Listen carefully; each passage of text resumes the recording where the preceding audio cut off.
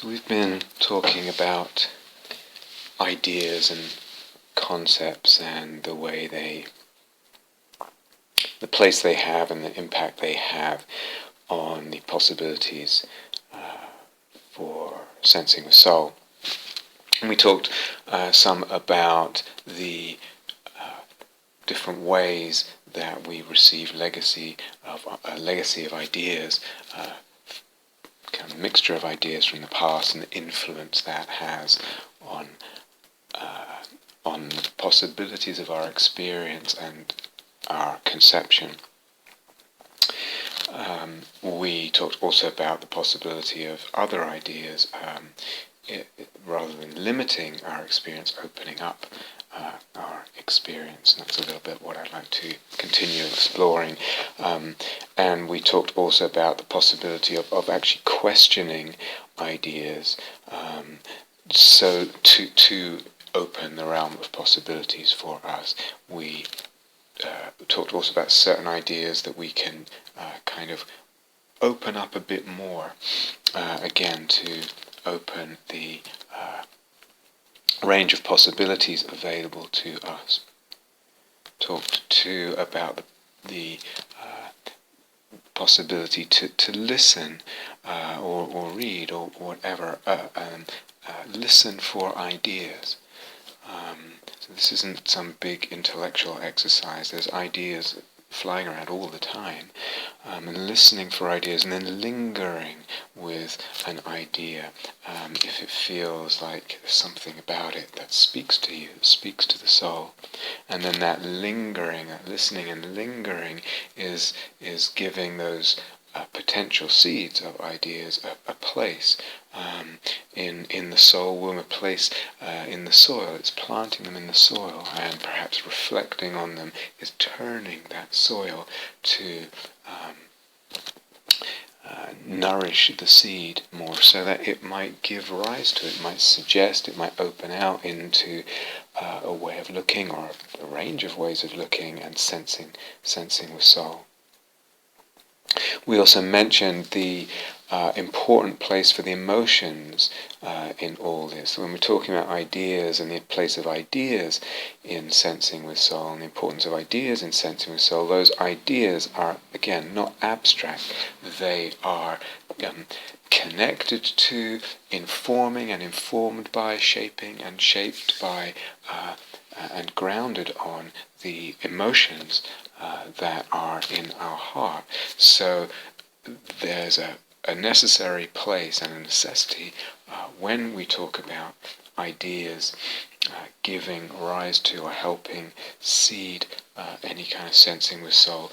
The emotions are there, included, wrapped up, interwoven with that. So we talked about, for example, emotions like devotion and devotional yearning, and just the general fact of it needing to matter.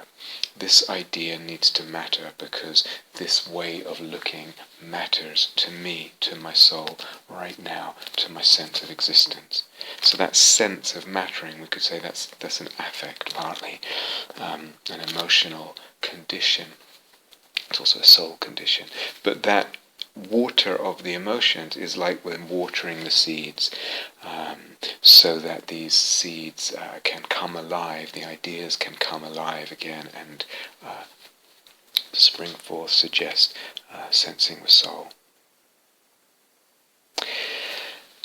And, of course, implicit in a lot of what we've been saying for a few years is that practicing sensing with soul, opening to those kinds of experiences, also opens our ideation, it opens our conception, it expands our ideas about things, and our conceptions of them. It gives rise also to new ideas, different ideas that we haven't had before, sometimes we've never heard before. The very perceptual experience, the very sensual experience of sensing the soul gives rise at time to gives rise at times to new ideas, or expands our range of kind of possible ideation in regard to something or other, some or other aspect of existence. Now all that is implicit just because of the way the soul-making dynamic works. We've talked about that. In the interfusion, the interweaving, the inter-insemination of the eros, psyche, logos elements of the dynamic, the enriching, deepening, widening, complicating, and making manifold of the image of the psyche aspect, what we're calling the psyche aspect, the image, the sense of, if you like, the sense of something or other. In the expansion of that after some time, it's, as we said, the logos is a little more slow to move generally, but as that keeps happening, we keep opening up to different images and different aspects, and that whole imaginal range, the range of sensing the soul, the perception of things, all kinds of things, starts expanding more and more, and it impacts us, it impacts the soul, it registers that, and this feels important, and this feels beautiful, and this feels meaningful, and this gives another dimension, and we sense a kind of truth in that, a kind of truth. Anything and everything this sensing with soul can touch, and so the idea of any and everything will be gradually expanded, gradually filled with new possible ideas. Not, again, in the wider conception of possible plurality of truths, perceptions of the truth. So not this, only this and not that, but this and that. This way of seeing, this way of conceiving, and that way of conceiving, in the embrace of a pluralistic understanding, the generosity of a pluralistic understanding of truth. But with sensing with soul will begin to impact our conceptions of what is real and what is true. Over time, it expands that. And part of so that's a really important point. That's a general point that I want to make today, and part of what it. So as I said, the sensing of soul will impact the ideas, expand the ideas of any and everything that gets involved with soul. It becomes an erotic object, an erotic imaginal beloved. And anything at all, whether we can consider it as part of us, or material, or someone else, or whatever. And included in that fertilization and expansion of the ideas of what things are and the ideas about things, that includes ideas about the earth, about where we are, about these surroundings. And ideas about nature, and also ideas about body and materiality. Now we've placed, so this is where I want to start with this ideas about body and then a little bit about earth and nature, but we've talked a lot about body, placed a lot of emphasis on it, a lot of emphasis on practicing with that kind of sensitivity to the whole energy body, and stressed as one of the aspects of the imaginal that might help to move things along, to open things out further into, or further along the spectrum of what we might call the spectrum of the imagination towards more fully, authentically, genuinely imaginal. We've pinpointed one of those aspects being the whole energy body awareness. That kind of poise and sensitivity and consciousness that pervades the body that way.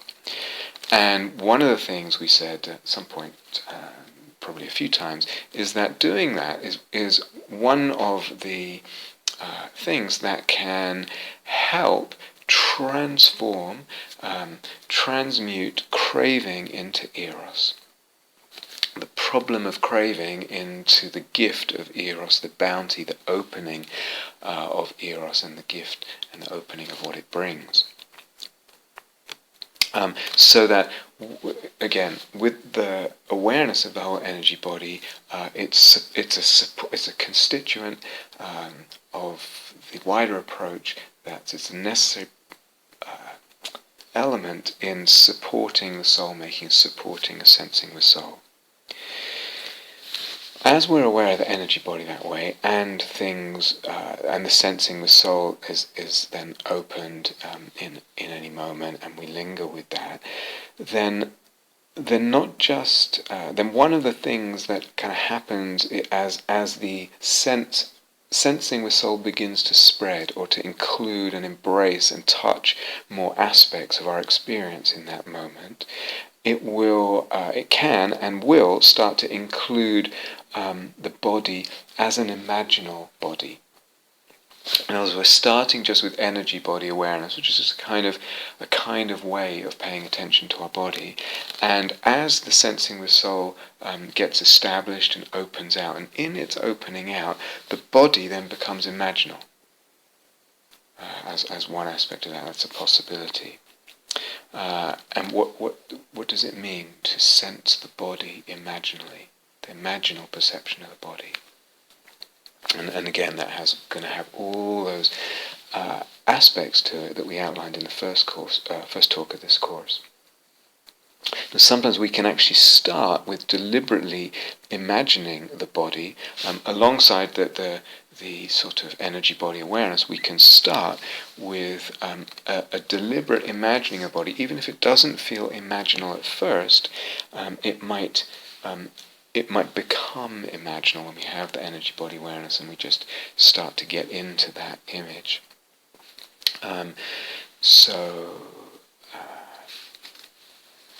For instance, one could sometimes ignite an opening into the imaginal, an opening into a wider sensing of the soul by just settling into the body.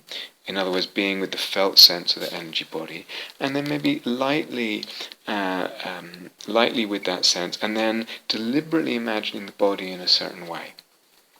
So it could be anything, a body of blue light, for instance, with the contours that this body has, but it's made of blue light, and it has that texture and that substance and that appearance. And it might be that as I resonate with that deliberately imagined image, it becomes imaginal, and I can support it doing doing it that way. In that, then the world and the sense of self, and perhaps others as well, will become imaginal in the usual way that the cosmopoiesis spreads when there's imaginal perception. So that's one thing that's worth trying, is just actually deliberately imagining the body a certain way and seeing if it becomes imaginal. Because once it becomes imaginal, as I said, the impactful experience of the imaginal in general, and sensing with soul, eventually, or with a kind of slower pace to it, a slower tempo to it, begins pushing at the edges of our logos, of individual things, and our wider logos, our wider conceptual frameworks, and stretches them, or breaks them open, or enlarges them, etc. So this little thing that I just suggested, deliberately imagining the body, it's interesting. When I said a body of blue light, that already implies a kind of more ethereal register on the spectrum of the energy body, from very solid to very ethereal. And I wonder, like for a lot of people, I think it will be easier then. Things are more labile, more easily moved, less tending to kind of heaviness and stasis with the imagination and with the whole sense of it. So it might be that for many people it's easier when the body is perceived deliberately, lightly that way, for then it to open into the imaginal. But it actually doesn't have to be, and we've stressed this several times. I want to re-stress it. So just as we can have a sensing with soul of the body, as I think I shared the other day, the body sensed in, tuned in to the earth element, and this earth element is stone. It's hard, it's dense, it's got its kind of darkness to it, and it's somehow related to the cosmic stone that's around planets or on planets or whatever, and it begins to have this kind of cosmic earth element. It begins to have its own personhood and its own way of perceiving and sensing, its own kind of intelligence, very different than a typical human intelligence, of course. But one could start then this deliberate imagining with a much more much more solid, dense image that's much more solid and dense on the register there, lower on the register, so to speak, less ethereal. So play with all of this and see what happens, see what's possible. Would it work as well, this little exercise? Would it work if one's perceiving one's energy body ecstatically, so to speak, in the original sense, meaning not in the same location, in the same space as the physical body? So sometimes I've described, how sometimes I might feel my energy body joyfully turning cartwheels. It's as if it might be 10 yards away doing that. I'm still very aware of the physical sensations and where the physical body is, but it's as if I've got two body awarenesses at once, or flying or whatever it is, or dancing. So will this work if one deliberately imagines the energy body outside? For instance, deliberately dancing or deliberately doing these kind of ecstatic somersaults, etc. Again, which is easiest? Whenever I talk about that body outside, I don't think one ever loses touch with the sense of what's, so to speak, what the conventional perception is of where the material body is, etc. But you can try as an experiment and see is it easier this way or that way, or both, or only one.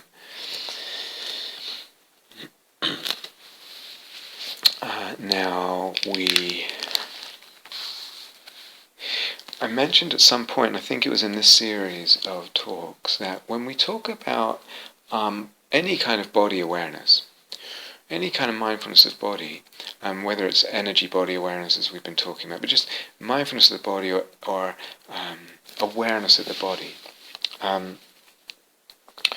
usually wrapped up in that what we're calling mindfulness of the body, awareness of the body, it will have three aspects or dimensions to it. One is the physical sense of the body. In other words, what I really mean by that is the kinesthetic sense. What's the felt sense of this space? What's the felt sense of the body? So we could call that kinesthetic. We'll also have, as a first aspect, we'll also have as a second aspect some kind of image of the body. Some kind of image, some kind of mental representation. It may be imaginal, but it may not be. Just sort of see or imagine my body in space, even if my eyes are shut or whatever, how it's comported, what posture it's in, all that. And as a third aspect, it has an idea of what body is. There's some kind of logos operating there. Now usually we don't give this much attention, we're not even that conscious of it. As I said, a lot of logoi, a lot of concepts and ideas are subliminal, really. They're below the radar of our consciousness, and they're unquestioned a lot of the time. But there's always, with any moment of bodily awareness, there's a felt sense, a kinesthetic sense, some kind of image, and some kind of idea.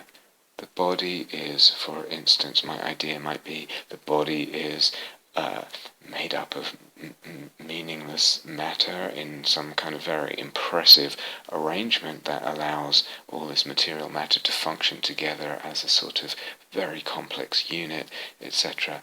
But it's essentially flatly conceived material matter. and it's still flat even if we look at it in terms of systems theory, if some of you know that it generates a sort of higher level organism,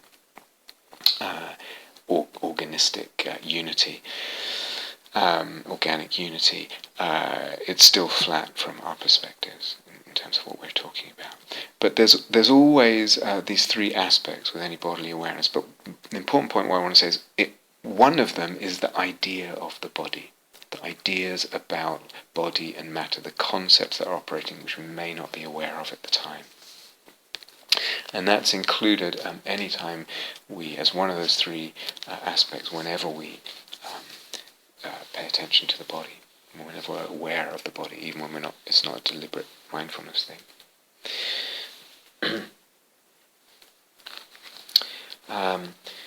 So, just to recap something, again, I'm recapping quite a lot in this talk, but that's important.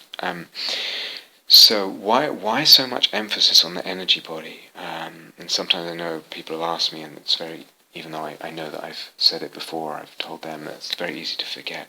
So one reason is just that the practice of the energy body in the way that we're talking about it, gives so much help to practice.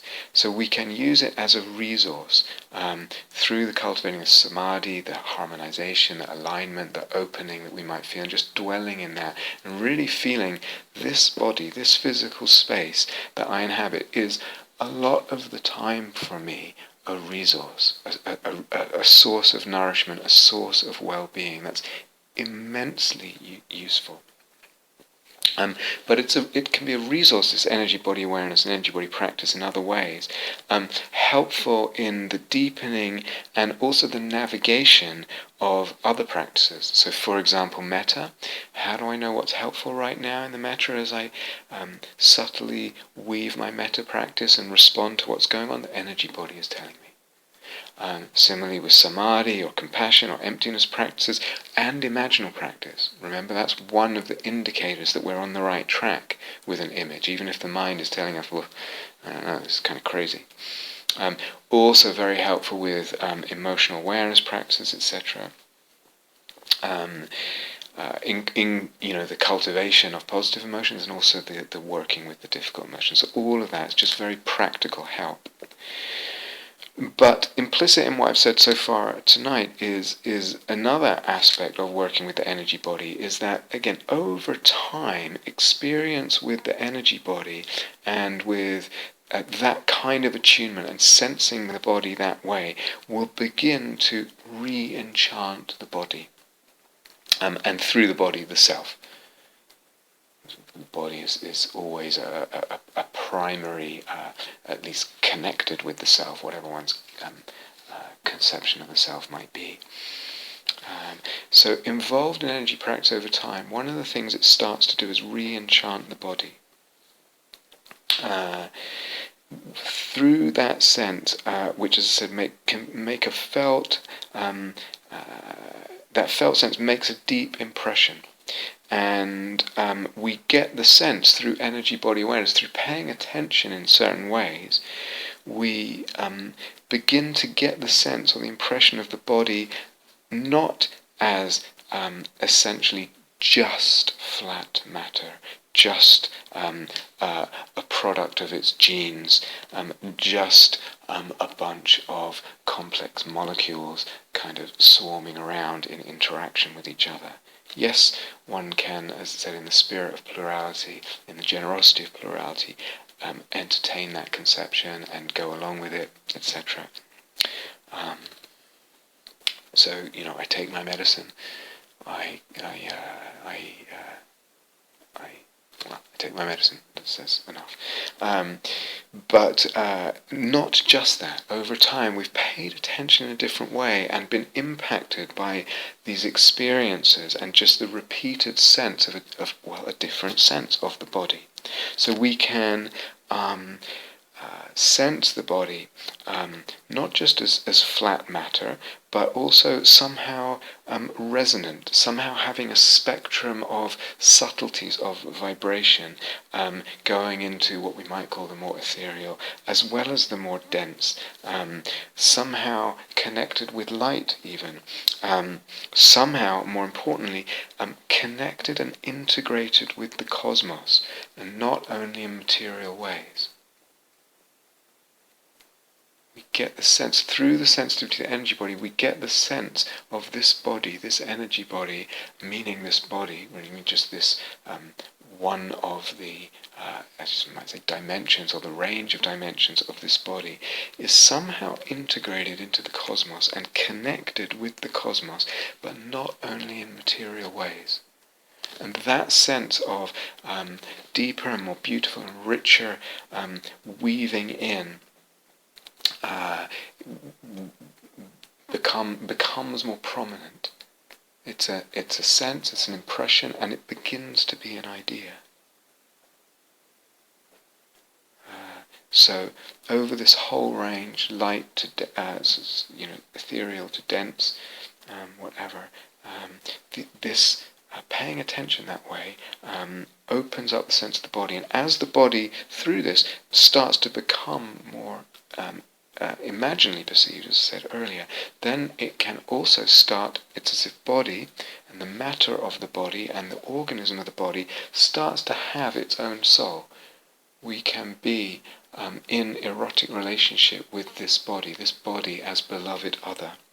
And in being ensouled that way, there's the intersubjectivity and the autonomy, and it starts to have, we start to sense that the body has its own intelligence, its own perception. Again, by that I don't just mean, wow, isn't it clever the way the body transports nerve signals from the brain to the end of the fingers, or transports, interchanges oxygen and carbon dioxide in the alveoli in the lungs. Yes, that's pretty smart, but we're talking about a kind of its own subjectivities, its own dimension and kinds of knowing.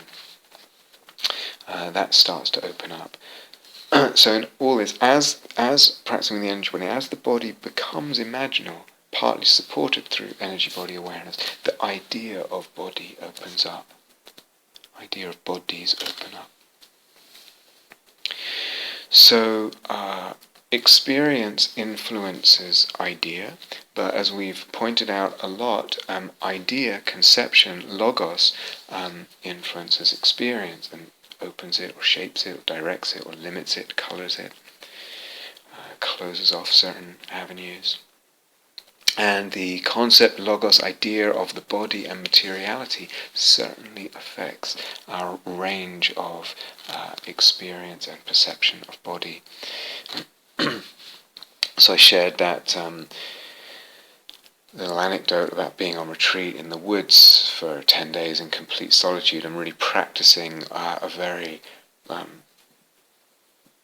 fruitful but very kind of narrow Theravadan avenue of practice, range, with really going into the jhanas and very lovely and very as I said, fruitful. But also, so the Theravadan logos, a Theravadan fantasy in the background. I didn't have the words for it at the time. And all that implicit in that Theravadan logos and fantasy is a kind of only a partial interest in the body, only an interest in opening up certain perceptions of the body, and only for the sake of letting go of attachment to it.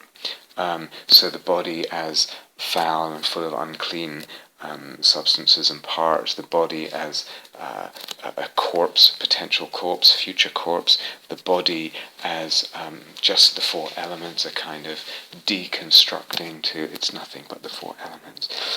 So this whole conceptual framework of the movement of, let's say, narrowly conceived Theravadan Buddhism is framing and has an idea of the body a certain way and directs the attention in a certain way to the body, and indeed that shaped my experience of it.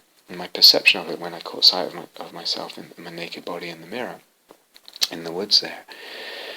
Well, we could have, of course, all kinds of ideas. So let's say the mass-produced and mass-proliferated relationship to the body that's kind of pushed in a lot of popular culture these days, where it's a kind of obsession, but it's also kind of worry about one's appearance, and it's got to look this way or that way, and there's a kind of very very easy to have judgment, self-judgment, other judgment come into that, and all the problem that brings. Well, what's the conception of body? And again, it's set in a wider cosmological conception, as is the Theravadan one, conception of body and attention to body. This conception and attention to body in, let's say, popular culture in our society is also set in a wider cosmological context. So ideas, again, are connected. They nestle in each other, they feed each other back and forth, they support each other. Another conception of the body could be, as some of you might know, in Tantric Dharma, and the practices they have there with their own channels and drops of blood and semen and all this. It's a very different conception of body, or the kind of alchemy of those kind of tantric practices, or a shamanic conception of body in some cultures, or indeed any indigenous culture. It's a very different, wider cosmological conceptual frame and different a conception of body and materiality, and that will affect the experience. So we could give so many examples, but there's experience is shaped by the way of looking, and part of the way of looking is conception, whether we're aware of it or not. So again, I'm just saying in other words what I've said before, but there's really this possibility, seeing all this, to open up the sense of the body and therefore the idea of the body. So no, the body is like this. It's like this. This is the reality. But is it? Or is it only that? Are there other ways of experiencing and other ways of thinking? So back to hermeneutics, the interpretation of matter, the interpretation of body as part of the interpretation of existence. Remember, hermeneutics originally meant the interpretation of sacred texts. But the wider, as philosophers went into all this, they realized, well, actually, we're talking about everything. So ideas are connected. So we actually interpret our cosmos all the time. All the time. And hermeneutics to me is a really interesting subject. Really interesting. What happens in that interpretation? What is possible in that interpretation? What am I not aware of in the hermeneutics of my existence? So one of the people that explored this a little bit was Heidegger, the philosopher, the German philosopher, and he wrote in a very famous text called Being and Time that he wrote, an interpretation, he wrote, is never a presuppositionless apprehending of something presented to us. An interpretation is never a presuppositionless apprehending of something presented to us. If, when one is engaged in a particular kind of interpretation,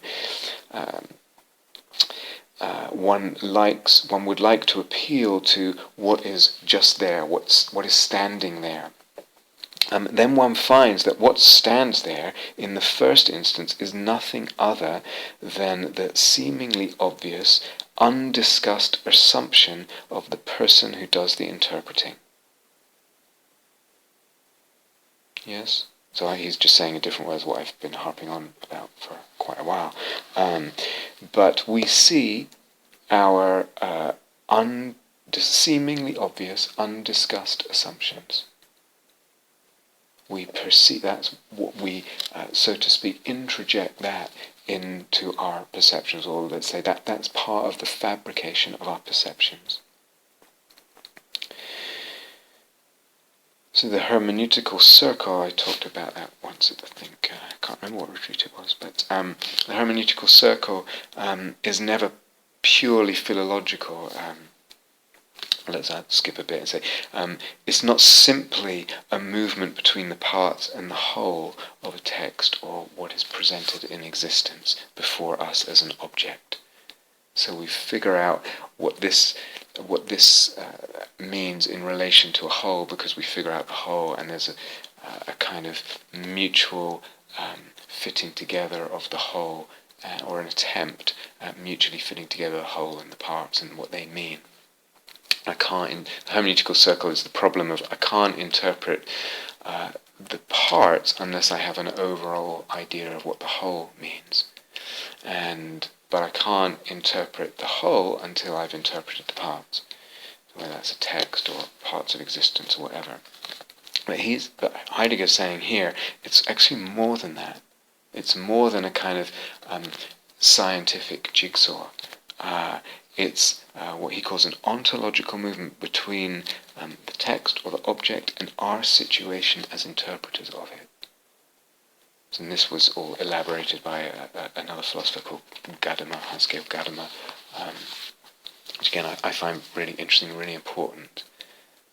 We bring ideas to objects. We can't help do that.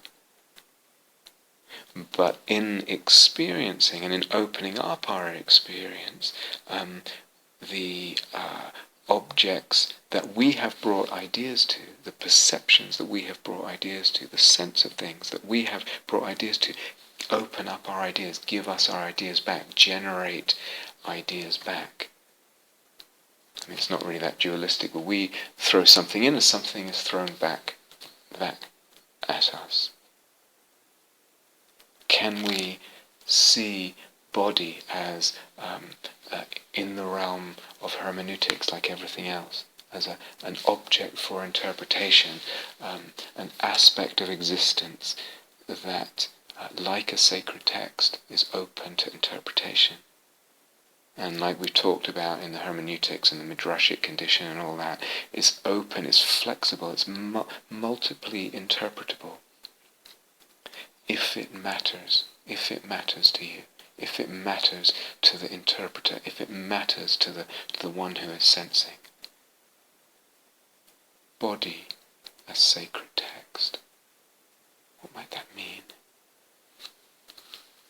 Body as amenable to this kind of infinite richness of sensing and interpretation and dialogue.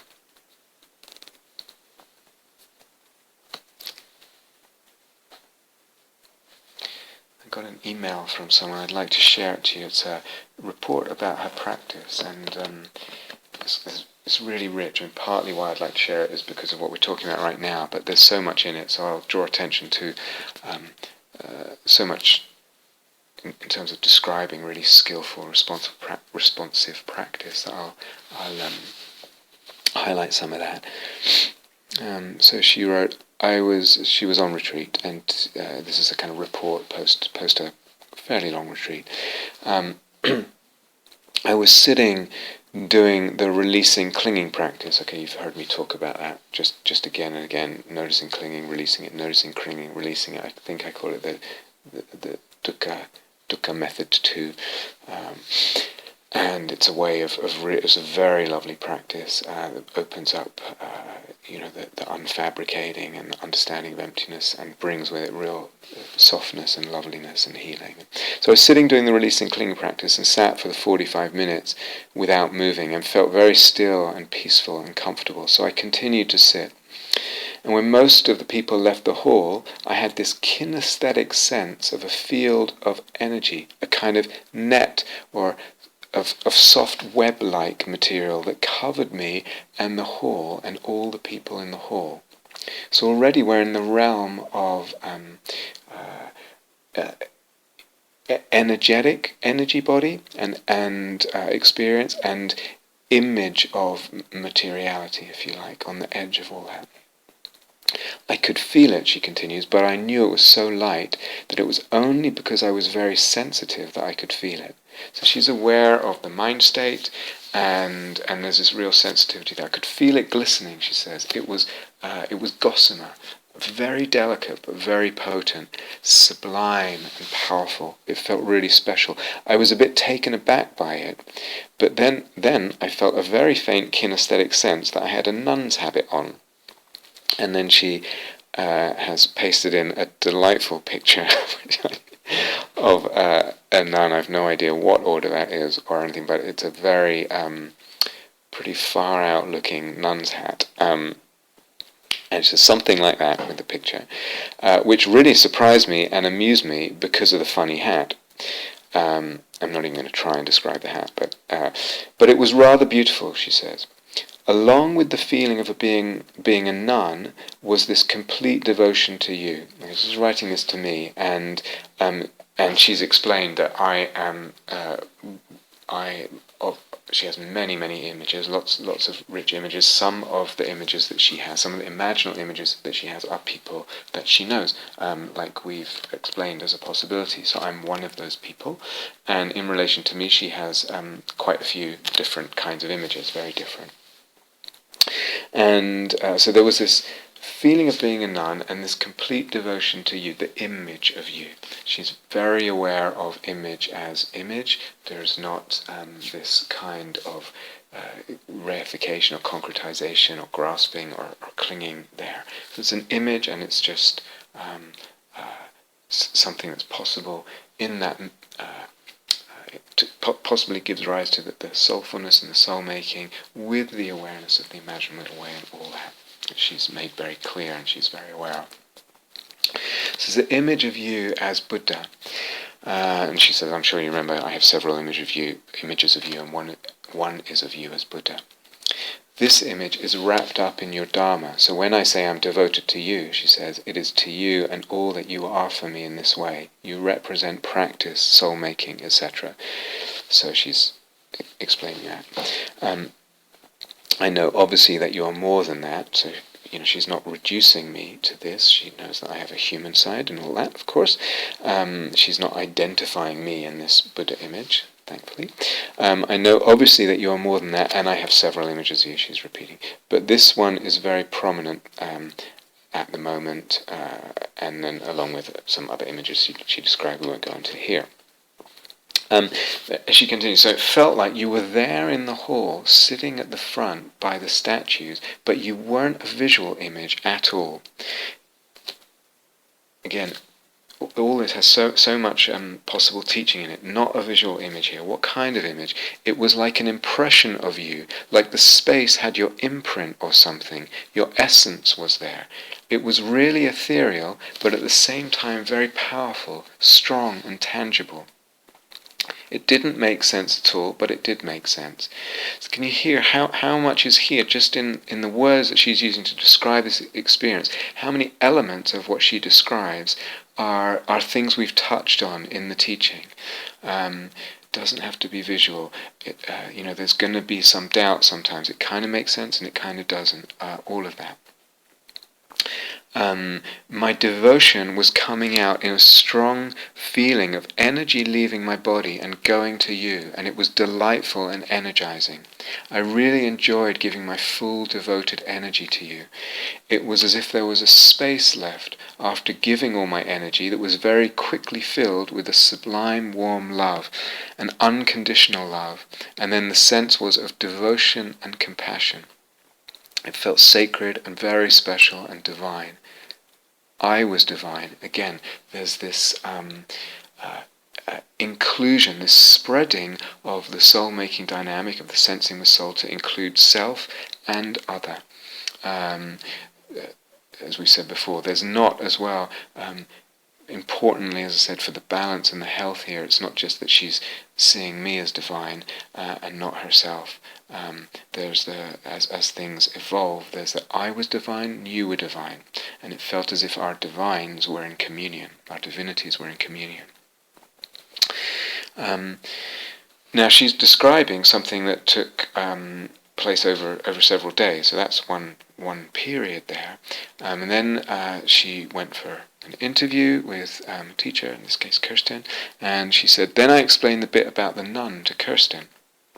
And Kirsten asked lots of questions, and in my explaining, it came out that I felt my hands had some sort of healing power. So again, sometimes talking with other people, sometimes in the temenos around images, it can draw out the power of the image, ignite it further, help it to become fully alive, and actually give birth to or create/discover other dimensions or aspects of the image. So partly she also expressed her appreciation of the skillful way that Kirsten was asking, and particularly when she was trying to explain something and making a gesture with her hand, and Kirsten pointed out the gesturing. So what does that gesture mean? So she says, it came out that I felt my hands had some sort of healing power. Like if I cup my hands around someone's face, like you might imagine a nun doing to a small child, it would make them feel better. That in the touching there would be some tangible love transmitted. And then again, this is over some little time on retreat. Then I had a wave of several waves of hindrances, restlessness and aversion. Then I read the bit in your book, and to my great surprise, they went away easily, the hindrances. But then came a huge wave of grief for a relative that had died recently, and my mum, who had also died some few years ago, and the life I've wasted. It felt as if the grief was right behind the hindrances, as if they were connected. And then she says, and this is my first question, do you think they were linked? Do the hindrances often mask something else? And yes, they do sometimes, indeed. They mask deeper emotions that we're not quite in touch with yet, we're not kind of holding back a little bit. And sometimes the hindrances are masking a deeper emotion that's calling for a different kind of attention and connection to an opening with and healing, etc. So then this grief came, and then in the sitting I very softly wiped away the flood of tears with my hands, and my hands became the nun's hands, and I cupped my face. So she's actually doing this in the sitting. She's moving her body out of the still meditation posture and cupping her face with her physical hands, but they're the nun's hands. I cupped with the healing that comes out of them. I cupped my face, and then this crack appeared. It was like there was a sliver of space that allowed the love to come in, the love from her hands, to come in, the love to come in, so that there was the grief and the love existing together. The love for lost ones, including myself. And I could hold this deep loss and the love together. It was really special and wonderful. So again, there's so much here about dukkha and soul-making. We talked about how healing images can be. And in this case, it's a kind of level of grief that the image, and particularly the bodily images here, and the ideas of the body that are implicit in all this, this was what allowed a kind of level of healing to come in, to start a level of healing, or perhaps, who knows where it will go, but and then she said, I've had trouble making my mum an image, as it's difficult to bring her to mind without being overwhelmed with grief, because her mum died, as I said, a few years ago. But sometime after this, she spontaneously came as an image and helped me when I was feeling doubt, giving me encouragement. So again, this person, like many of you listening, is someone who has doubts, and doubts, as many people do, and doubts about their practice and themselves, and all kinds of doubts. So I'm partly pointing that out to say, if you're listening to this and think, well, that sounds amazing, I'm sure she's like this or like that, this is someone who has doubts as well. So the image of her mum as well was kind of enabled through the healing that came out through the other image that involved devotion, and also the different sense of energy and different sense of body. And then the image of her mum was sort of brought alive and able to kind of communicate with her. And then she says, later I did your practice of Eros and the Brahmaviharas with a difficult person, and I chose my mum as the beloved. Again, I don't need to repeat it, but I'll say again, Eros doesn't mean necessarily sexual, so there's an erotic connection, because her mum is image, is imaginal, and with the imaginal wrapped up in that is Eros. So her mum is the beloved as image, and then she's doing this, she's having this difficulty with someone, and there's aversion, and all kinds of things, fear and judgment, whatever, and so the erotic beloved imaginal other, in this case her mum, came, and she used that in a Brahmavihara meditation, which helped to open and support the metta and compassion to this person that she was struggling with. So one image has brought another, the image of her mum, to life. It's enabled it to come through where it wasn't so able for, and it's given it life and potency. And she said, and that broke the spell of the ill will that I hadn't been able to shift. It shifted like magic, she said. So, as I said, there's a lot there in terms of just so many aspects of working this kind of way, in terms of the willingness to experiment, the flexibility, the responsiveness, the care, the sensitivity of attention, all kinds of things. Very, very rich and beautiful report. But implicit with the images that she describes and the sensing with soul that she describes are ideas. Ideas about bodies, hands that heal, her hands, her physical hands touching, that can heal on different levels. Ideas about energy and this kind of net of energy that's kind of touching and connecting everyone in the whole. Ideas also about the locus of personhood. So one of the things about the body is that we tend, very understandably, to consider it that's where someone is. And that's kind of where their consciousness is. And sometimes we say it's in their brain, or whatever, if we're getting quite narrowly material. But in that image that she had of me, it was not a visual image. It wasn't that I was there. It was like a presence was there. And it was somewhere near the front of the hall. But it was there. Where is the personhood? She knows that I wasn't there, but it was like I was there. Where is a person? Where is a consciousness? There's other ways to open this up. One of them is through the sixth jhana. If you spend a lot of time with that, the whole notion of where consciousness is and whose it is gets really opened up in terms of the potential ways of perceiving and conceiving of that. But also through sensing with soul and imaginal practice. Body as locus of personhood, or locus of personhood not necessarily being limited to a physical material location. There's also ideas here about communication. Communication that can take place between me and her, and between her mum and her. So again, regular experiences of sensing with soul. It wouldn't happen if it was just one or two, but regular, it starts to open up the sense of the body, if we're staying with body right now, and matter, and then the conception. It gets pushed on, it gets questioned, it gets expanded, and it gets made plural. So,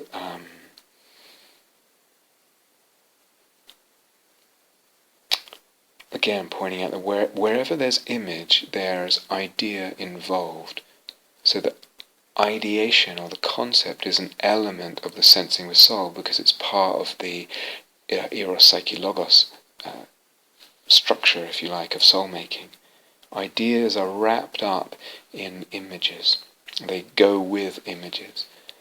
That's something we'll again stress again, but so what is it to approach or see the body as hermeneutically, and with the spirit of in the poise of a disciple, if you like, someone to whom the interpretation of this text matters. Body is sacred text, and it matters. I'm not just a cold objective. I'm not approaching it with just the cold so-called objectivity of science. Body and world are sacred texts. So we've talked about texts and a little bit last night with the potential, and in the past as well, the potential sort of richness of meanings, again, plurality of meanings, and playing with words, and playing with etymologies, and playing with sounds, and text as sacred sound, and the numerology and all that. We talked on the previous retreat, I think it was the Re-enchanting the Cosmos retreat, that gave attention to the mudra, hand posture, and general body posture, and movement of the body, as to enact movements of the body and postures of the body, and to sense those movements and postures of the body with soul, and sensing the holiness there and the multi-dimensional aspect of that. Body and world as sacred texts. And in the spirit of participation, the interpreter's participation is part of the text. It's participation. So that moving the body and reading it this way, if you like, sensing it with soul, is part of creating, discovering what the body is, what the body can be.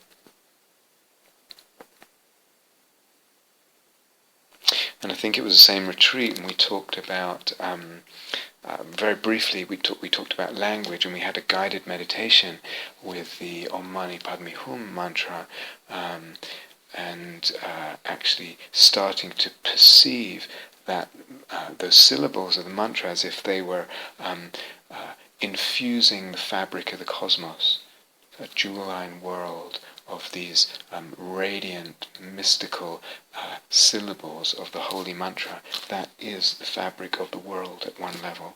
Primordial sound, divine and cosmic powers in the sound.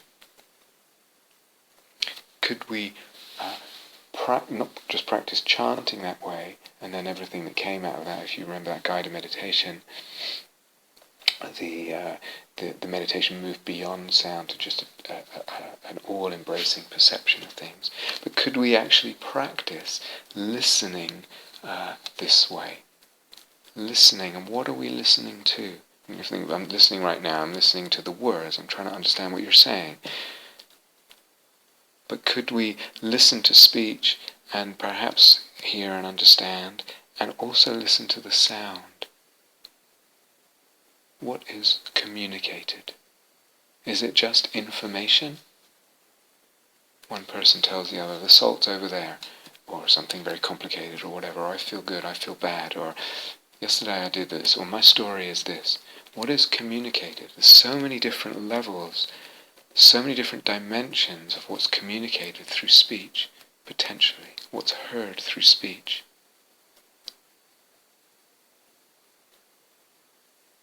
Can I practice, perhaps practice with another consciously, deliberately, or practice with another, just whoever one is listening to. Practice hearing the meaning and the divine music. The mantra, which, as I say in Tantra, hear all sounds as divine speech, as mantra, hear all sounds as mantra. It's a tantric instruction. Can you actually practice listening that way? Whether it's to your friend, whether it's to someone else. Mantra, divine speech, incantation. Hearing the music in things. Hearing the prayer in things. All sound is prayer. I touched again on a past retreat, I think it was, again, the re-enchanting the cosmos, I can't remember. What does prayer mean? Because that's another, we can have an idea, where we can have another instance where we can have an idea of prayer, and it's quite narrow.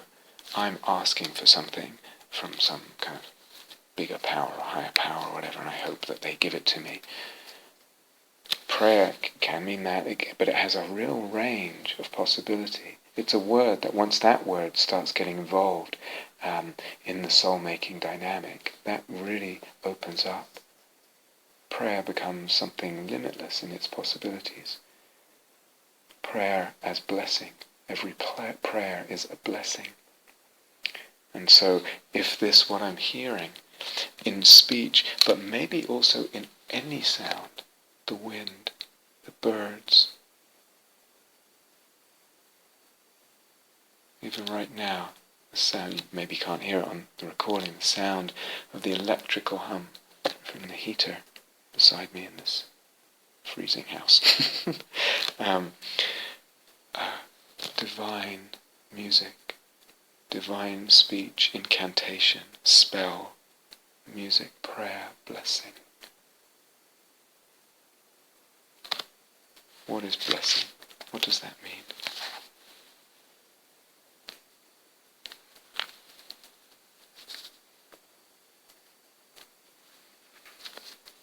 If it's the divine blessing all creation, that includes me. That includes everything around me. That includes this room, this space. That includes you. These sounds now are the sounds of the divine blessing all creation. It's the prayer of the divine. But all creation is not other than the divine. So the divine is in some ways blessing itself. And even blessing its blessing. Blessing its blessing.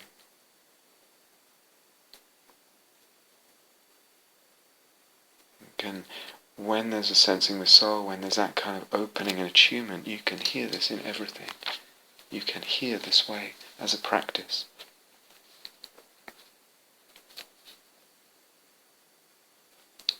So there are ideas too of language and sound. We can open those up. So what is being communicated? What is language? What is these sounds that I'm hearing? What are they? What's going on there?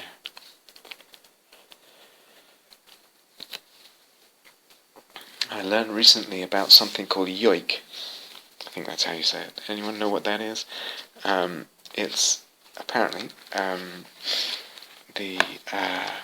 belongs to the Sami peoples, and it's a word that belongs to the Sami people, and it's I'll explain what it is. Sami peoples are indigenous to Lapland, northern Finland, Norway, parts of Russia. So those kind of very northern peoples, and they sing yoik. But in singing a yoik song, it's not that they might sing a yoik song, and if there's lyrics or whatever, then you say, is the story of a wolf, or it's about a wolf. But when you understand, when you ask what they mean by it, or what's going on there, it's not that they sing about this or that, about an animal or a person or a place or the land. It's rather that they conceive it. Their idea with yoik is that they sing the land. They don't sing about the land, they sing the land. Remember that image I was saying, the bird song was singing and weaving my energy body, my body in some kind of very healing way. The birds were singing me. And so the yoik sings the land. It invokes, rather than evokes, if you like. It invokes the land. Is that the right? I'm not sure if that's the right English. They sing the land. With their song, they weave its being. So there, when they have that kind of space in their logos, then entering into that and singing that way and having that ideation, there's a deep sense and concept there and framework there of participation. They're singing. They sing the land, they sing the animals, they sing being. They sing things into being, they weave into being. Participation of their own creativity, if you like, or their own voice in manifestation, in cosmopoesis. So there's a kind of intimacy there, supported by that, and involved in that. It must be more than just, say, another idea, which is a recognition of material equality. It's earth element, I'm earth element, and earth element is perceived flatly, or it's atoms and I'm atoms. There's an intimacy there that's got a whole other richness to it. And then the land, or whatever they're singing there, that land and the animals, must surely appear in certain ways to them. Again, dependent.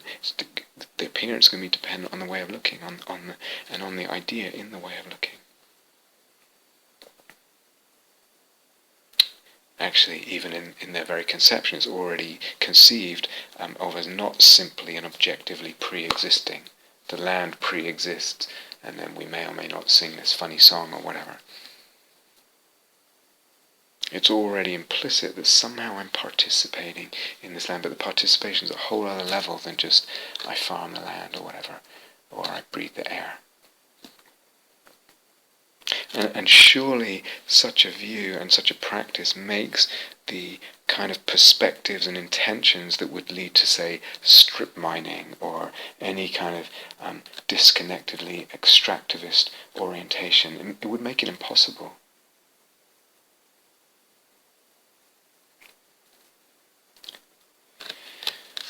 Apparently this yoik, the oral traditions of the Sami people say yoik was learnt from was given by the fairies and the elves of the Arctic lands, gave yoik to the Sami people. So it's a very, very old musical tradition, probably one of the oldest in living musical traditions in Europe.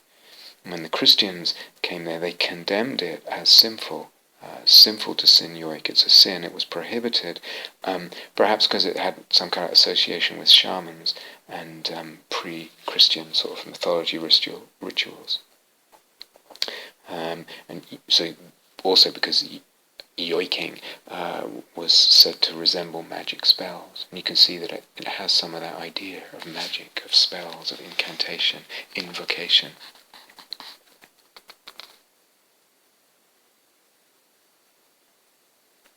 So in creating and discovering sacred sound there, nature is made sacred in a whole different way, and there's magic there. So wrapped up in that, there's ideas of earth, of song, of sound, and again of communication. Ideas of communication.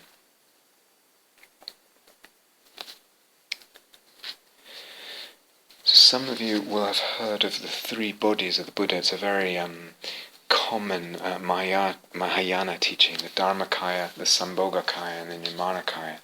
I'm not going to go too much into that now. I've touched on some of it just a little bit in the past, I think. Dharmakaya, sambhogakaya, and nirmanakaya.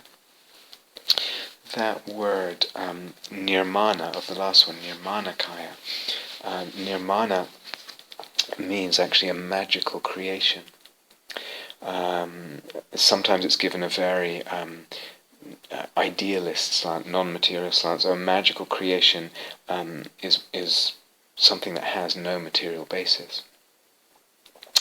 So this is one of the bodies of the Buddha, and in Mahayana teaching it's like the Buddha is really the primordial Buddha who is manifesting a body that we perceive as physical at some point in history, and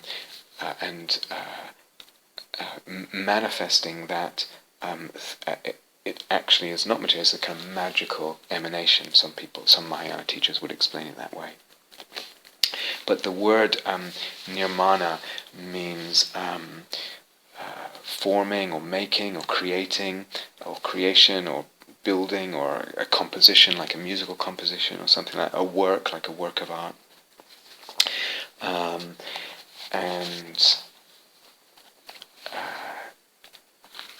also, what can we say? What else in the etymology there?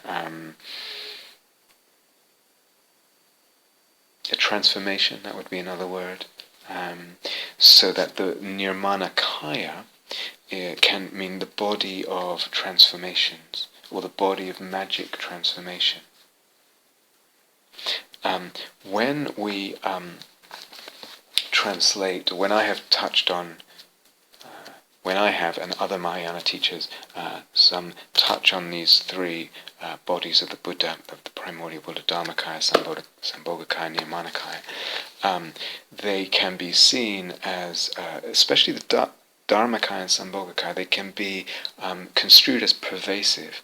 In a way, they're non-spatial, they're not really anywhere in space, but they pervade everything and all space. So the sambhogakaya is, one way I translate it, is the mundus imaginalis. Is that whole body in the sense of collection. We talked about kaya, remember, in the talk on what is awakening at the beginning of this. What does kaya mean? It can mean physical body, it can also mean just a collection. And so the sambhogakaya is just the world, really, the collection of things, the mundus imaginalis. And with the energy body and all that. And the dharmakaya, again, has a lot of different meanings, but again as something, in some sense, kind of pervasive. It's in some sense, everything is the manifestation of dharmakaya. Nirmanakaya is often conceived more in a certain locus of personhood, a historical Buddha. But we can also hear it or interpret it as equally pervasive, like the other two kayas. So that nirmanakaya, and if we translate kaya more pervasively as the other two kayas, then it becomes this world of material appearances. And that can be the nirmanakaya, and we can, the parallel I'm making is the world, this world of matter as the world of magical transformation, the world of magical creation, etc. The world of, magical transformation.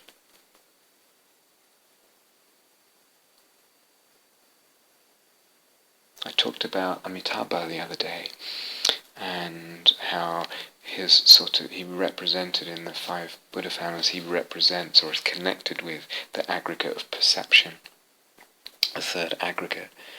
There's another Buddha, Vairochana, and in the 5 families of Buddhas in the Mahayana, and Vairochana is another kind of primordial Buddha, and he represents the bodily, the aggregate of the body of Rupa, but in a way it's the purified aggregate of bodily form.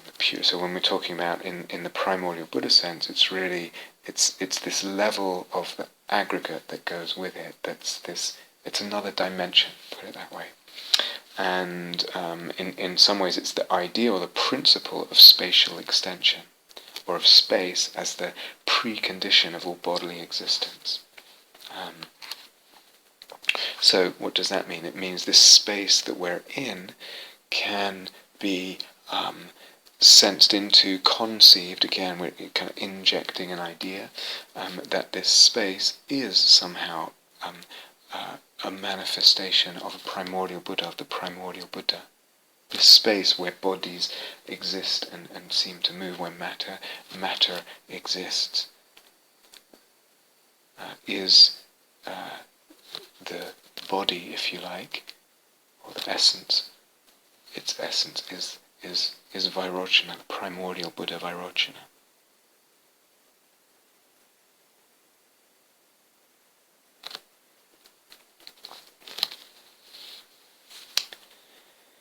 Sacred texts. The body and the world is sacred texts.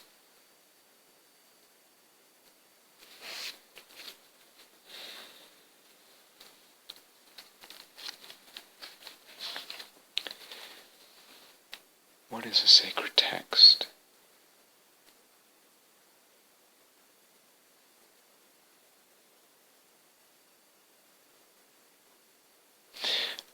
The Pali Canon suttas and the Mahayana suttas all begin, and some tantras as well, Mahayana tantras, begin in Pali, Evam me suttam, thus have I heard. Some of you will know this. Evam me suttam. In Sanskrit, it's Evam maya shruttam. Thus have I heard. So what is it again? What is it to hear a sacred text? Thus have I heard. Can I hear that thus that I've heard? Evam maya shruttam. Can I hear that poetically? So we read it as a kind of formulaic introduction to suttas in Buddhism. Evam maya shruttam. Thus have I heard. Thus am I hearing. I. So, it might be that someone, let's say, in a state of consciousness, we could say, or let's say this: what qualities need to be present in the soul for me to, let's say this as a poetic phrase, to hear sacred texts? Evam maya shrutam. What needs to be there to hear in this way that we hear sacred texts? And hear actually might be more than just the auditory sense. And to interpret sacred texts, we already said mattering. Something about purity, I think, as well. So someone in a certain state of consciousness, one could say purified, but we can ask, what does that mean? They may hear teachings imaginally, or see an image, or behold a story, or a gathering of angels or bodhisattvas, like are described in Mahayana texts. All of that. But these teachings may also be just one hears them in the wind, and they may be non-verbal. So this, in the sensing of soul, it's as if the wind can be at times, the wind or the birds are teaching. Their sound is sacred text, is scripture. But again, it might not be that what's translatable there is in the form of information. Like when you read a sutta, the Buddha was so and so, and this happened and that happened. The teaching can be non-verbal. It's not a matter of bits of information being communicated.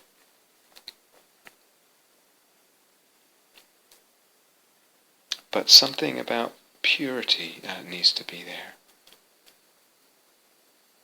To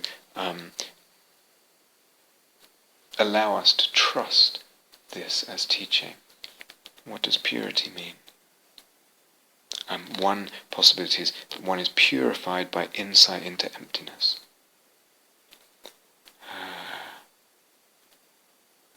Actually, it's interesting. There's when one's insight into emptiness is very deep, there is at that time a feeling of purity in the energy body. It's one of the things it does. One may purify or feel oneself pure or another pure in a moment where there's this seeing all appearances as divine, in a kind of mimicry of a Buddha's ultimate gnosis, a Buddha's jnana, but knowing that the subject and object there, the appearances that are divine and the consciousness that senses that way and perceives that way, neither have inherent existence, and they are non-dual, they're connected, and one can, if you like, mimic that Buddha's jnana, gnosis. Or,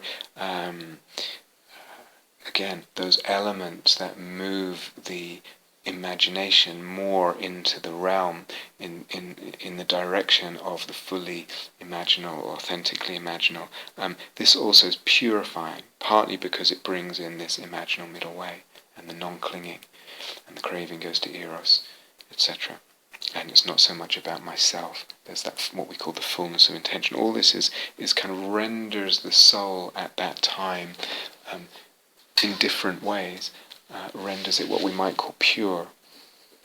Pure to hear a certain way and to trust a certain teaching that one might receive, on the wind, through the land, through the birds, whatever it is.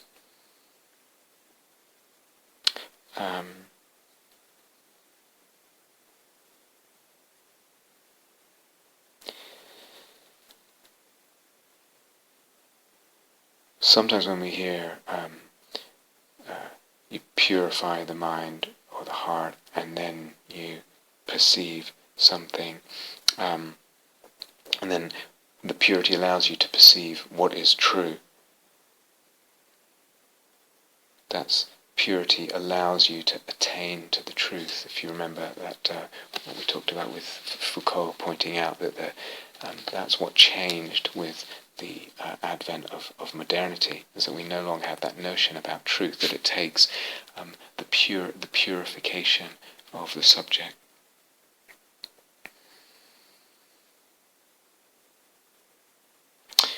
But it might be also that purity could be itself a purification, mean a purification, or involve a purification from all attachment to any notion of truth, so that one is free to play with perception and with perspectives and ideas and ways of looking in this kind of pluralistic understanding we've been talking about.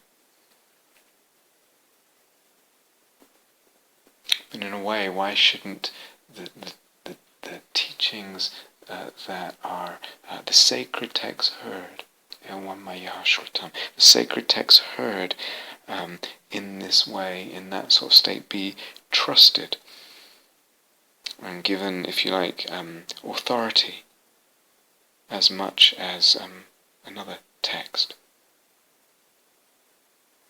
Well, they become iconic for us. That's part of their imaginal nature.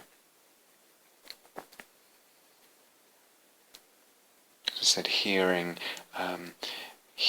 a sacred text, and evam maya shrutam, is, in sensing the soul, sometimes there's this synesthesia that I talked about. So there's a fusion of different senses, or interconnection of different senses. And sometimes I feel like I'm hearing through my eyes, so to speak.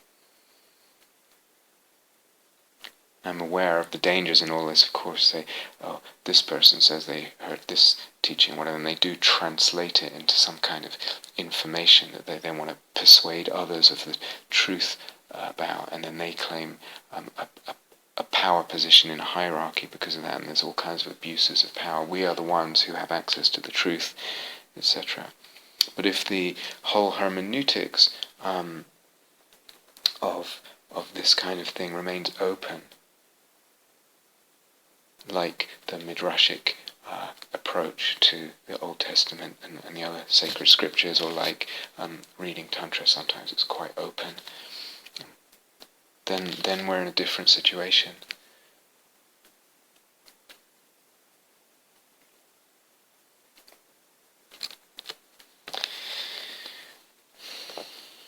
So all these practices that I've touched on, and all of this sensing the soul, involves the sense of the middle way, this imaginal middle way between real and not real, neither real nor not real, and or a sense of the deep emptiness of it all. Sometimes that kind of ontology is kind of shifts a little bit, opens a little bit more to a sense of the plural nature of things, the plurality of truths. through participation. But it's as if, as I said at the beginning of this part of the talk, it's as if the sense of what is real, the conception of what is real and what is true gets opened. It's impacted through sensing the soul. But in some way or other, it's either this middle way, neither real nor not real, and or the sense of the plural nature of truths, of reality. There's one more thing I'd like to touch on before finishing, is that so there's this plurality or middle way understanding that's infused in all these possibilities and experiences and practices I'm talking about. But also infused in all these approaches and possibilities is eros, and love, and grace, as three, for example, three elements of aspects of the imaginal that we touched on that will be there with all these experiences. But also one that perhaps I haven't mentioned so much, praise. And the attitude of praise also, one of its elements is humility. I have to have humility, and I will have an organic, natural, spontaneous humility in relation to what I'm praising. We talked about humility before. But in all this, hearing sacred texts or singing the world, the earth, the animals into being, singing the animals, in all this, listening to the divine speech, the divine mantra in sound. All of this, praise is infused in it. It's infused with praise. And praise is healing. Praise is healing. So again, this is not abstract. We're not talking about ideas that are abstract. There's something that really touches the soul here. You know, the word pian, it's not that commonly used in English. P-A-E-A-N. Pian is, what it means is a song of praise. And it's a song or an ode of praise. And it's originally a song of praise to Apollo, because Paeon was another name, an epithet of Apollo. And Apollo was a healing god, among other things. So Paeon is a poem or a song of praise. And it's related to another word, peony. P-O-E-N-Y, which is actually, some of you will know this, it's a plant with beautiful crimson flowers. And the word peony, the English word peony, is from French via Latin, apparently, poenia, P-O-E-N-I-A, which means healing. Because the plant was thought to have healing powers.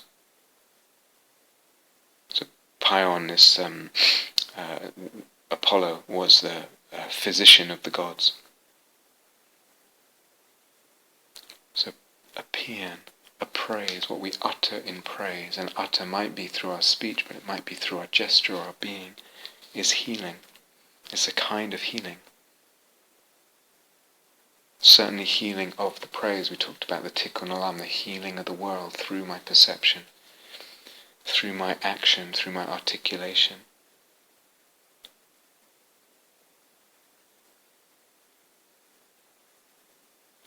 And it's also, praise is also a healing of the praiser, the one who praises.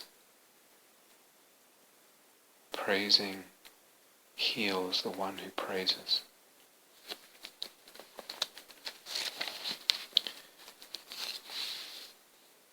So again, ideas that we're talking about infused in all this, and that are getting stretched in all this, we're not talking about them abstractly or as abstractions. They bring ways of looking, and those ways of looking involve our soul, they move our soul, they open our soul.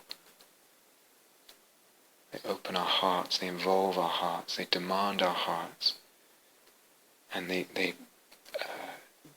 in opening up the sensing of soul, they are soul-making. Anything but abstract. Thank you for listening. To learn how you can support the teachers and Dharma Seed,